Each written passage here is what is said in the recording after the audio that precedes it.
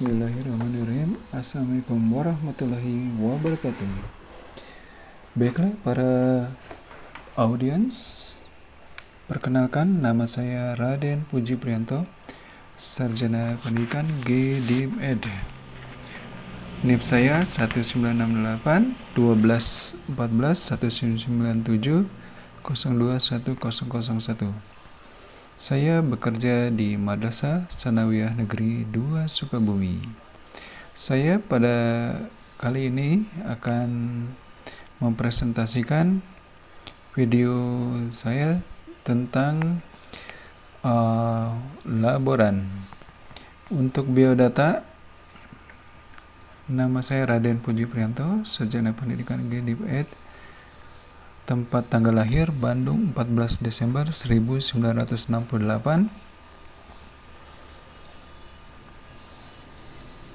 Kemudian NIP saya 1968 12 14 1997 021001. Kemudian pangkat golongan pembina 4A. Saya bekerja di MTS Negeri 2 Sukabumi. Alamat madrasah saya di Desa Buniwangi, Kecamatan Surade, Kabupaten Sukabumi, Provinsi Jawa Barat. Alamat rumah saya Kampung Cibarehong, Desa Jagabukti, Kecamatan Surade, Kabupaten Sukabumi. Untuk kualifikasi akademik, SD saya di SDK Paulus Bandung dan tamat tahun 1982, kemudian melanjutkan ke SMP Negeri 1 Bandung dan tamat tahun 1985, dan melanjutkan ke SMA Negeri 6 Bandung dan tamat tahun 1988, dan melanjutkan ke IKI Bandung jurusan biologi dan menjadi sarjana tahun 1994, kemudian meraih beasiswa tahun 1999 dan di Deakin University Australia dan selesai tahun 2001. Untuk pendidikan dan pelatihan yang berkaitan dengan laboratorium, yang pertama, pendidikan dan pelatihan pengelolaan laboratorium ilmu pengetahuan alam untuk Kepala Laboratorium IPA, MTS, dan MA se-Kabupaten Sukabumi pada tanggal 14 sampai 16 Oktober 2016, meliputi 36 jam. Kemudian yang kedua, pelatihan calon kepala lab IPA Madrasah Angkatan 3 yang diselenggarakan oleh Pusat Pendidikan dan Pelatihan Tenaga Teknis Pendidikan dan Keagamaan Badan Penelitian dan Pengembangan dan Pendidikan dan Pelatihan Kementerian Agama di Jakarta tanggal 1 November sampai 17 November 2021. Untuk profil Laboratorium MTS Negeri 2 Sukabumi, untuk visinya terwujudnya sumber daya manusia yang berkualitas tinggi dalam keimanan dan ketakwaan, menguasai ilmu pengetahuan dan teknologi, dan mampu mengaktualisasikan diri dalam kehidupan masyarakat. Kemudian untuk misinya, yang pertama, menyiapkan calon pemimpin masa depan yang menguasai ilmu pengetahuan dan teknologi, mempunyai daya juang tinggi, mampu berkomunikasi dalam bahasa internasional, inovatif, dan mempunyai landasan iman dan takwa yang kuat.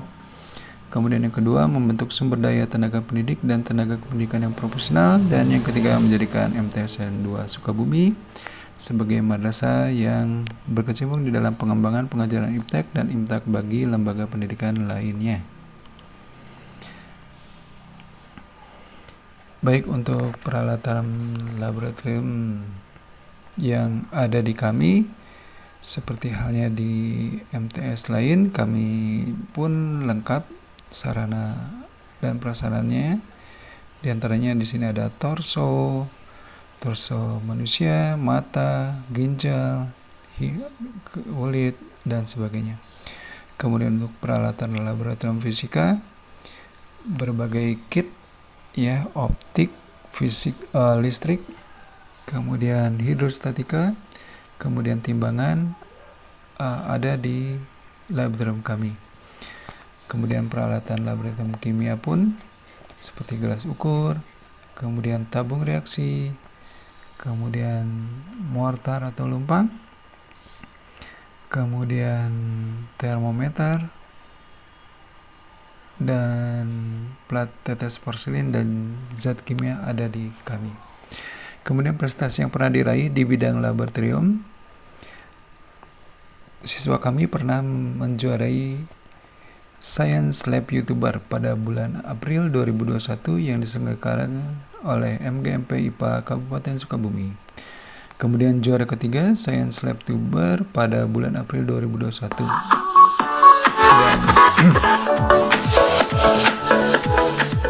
Dan ini adalah penyerahan hadiah pemenang Science Lab YouTuber.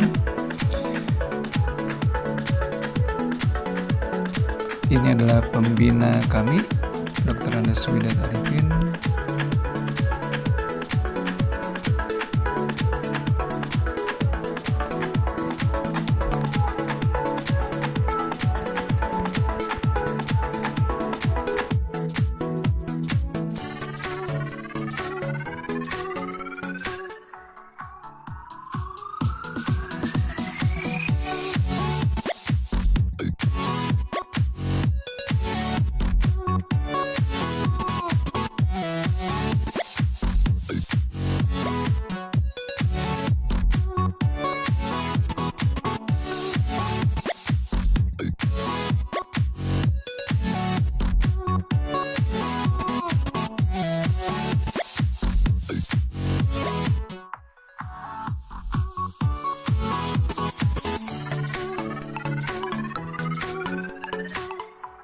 Dan pada akhirnya untuk juara umum diraih oleh MTSN Negeri 2 Sukabumi pada saat itu karena menjuarai Science Lab YouTuber juara 1 dan 3, kemudian Science Competition juara 1 dan 2. Dan untuk juara umum diserahkan oleh Bapak Dr. Andes Haji Hasan, Kepala Kemenak Kabupaten Sukabumi.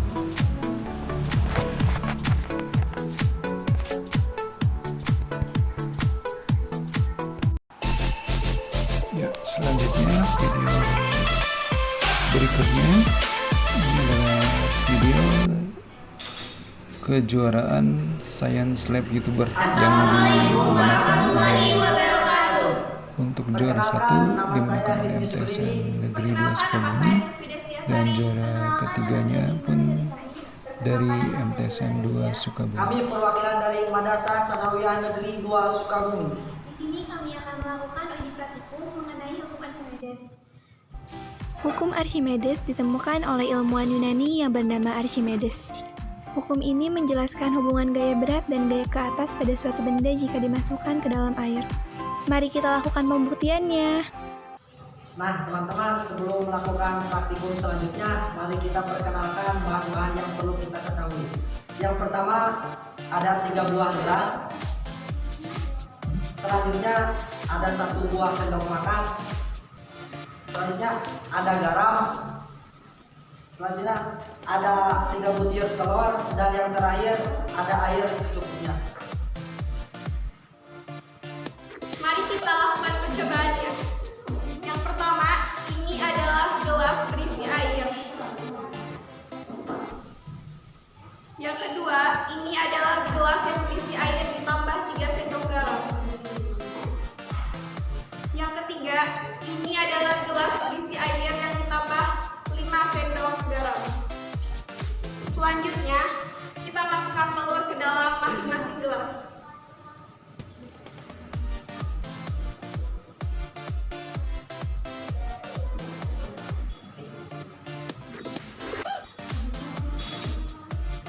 Lalu, apabila apa yang terjadi? Setelah melakukan percobaannya, maka akan terlihat mana telur yang melayang, mengapung, dan juga tenggelam. Nah, pada gelas bagian satu ini, kita hanya menambahkan air dan juga telur. Maka akan terlihat telurnya menjadi tenggelam. Mengapa demikian? Karena massa jenis air lebih kecil daripada massa jenis telur. Nah, pada gelas bagian 2 ini, kita menambahkan telur, 3 sendok garam, dan juga air.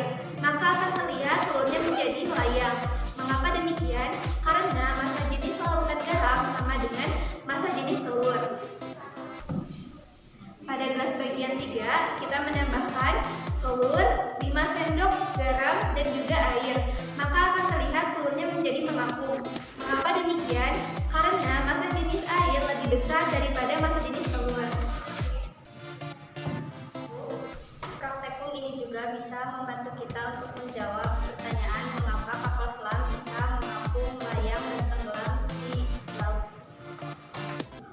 Jawabannya, karena kapal selam dibuat rongga udara di dalamnya sama seperti telur. Itulah mengapa kapal selam bisa mengapung, melayang, dan tenggelam di laut. Demikian praktikum yang kami lakukan. Semoga bermanfaat dan terima kasih. Wassalamualaikum warahmatullahi wabarakatuh. Thanks for watching. Jangan lupa like, comment, share, and subscribe. Bye-bye.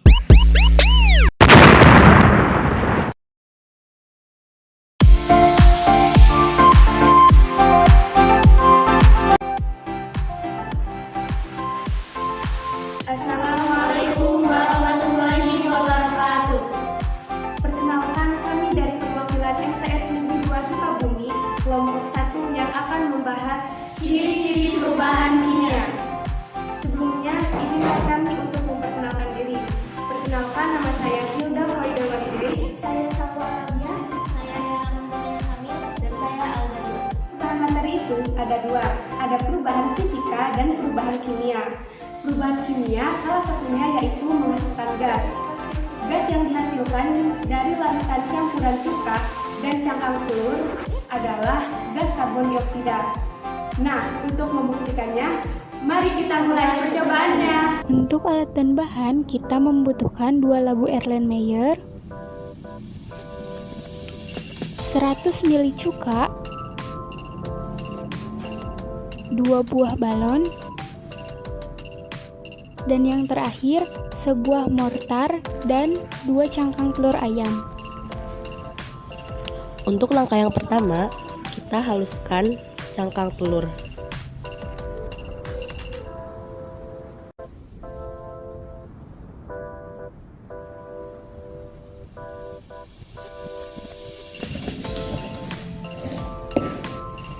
Setelah itu, kita masukkan larutan cuka ke dalam 2 buah labu Erlenmeyer dengan takaran yang berbeda.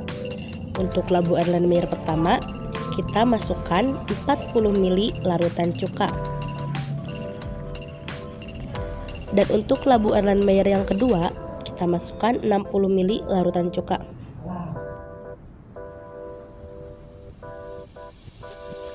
Jika sudah, kita masukkan serbuk cangkang telur tadi ke dalam labu Erlenmeyer.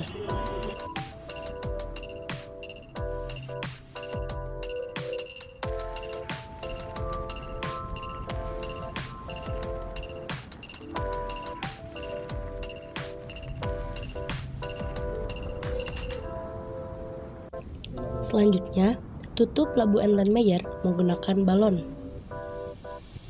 Lalu, goyangkan labu Erlenmeyer agar larutan cuka dan serbuk cangkang telur tercampur merata.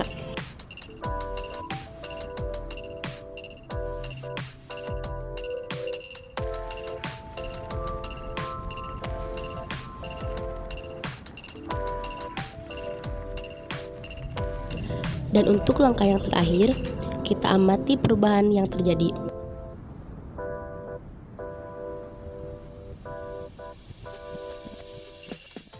Nah, ini dia hasil dari percobaan tadi. Terlihat balon berwarna ungu pada labu Erlenmeyer 2 lebih besar dibandingkan dengan balon berwarna biru pada labu Erlenmeyer 1. Itu dikarenakan jumlah cuka pada balon berwarna ungu di labu Erlenmeyer 2 lebih banyak dibandingkan jumlah cuka pada balon berwarna biru di labu Erlenmeyer 1. Nah, sekian dari percobaan kami. Mohon maaf bila ada kesalahan. Semoga bermanfaat. Terima kasih. Wassalamualaikum warahmatullahi wabarakatuh. Baiklah para audiens, inilah video presentasi dari saya, Raden Puji Prianto. Pada kali ini saya pamit. Wabillahi taufiq wal hidayah. Wassalamualaikum warahmatullahi wabarakatuh.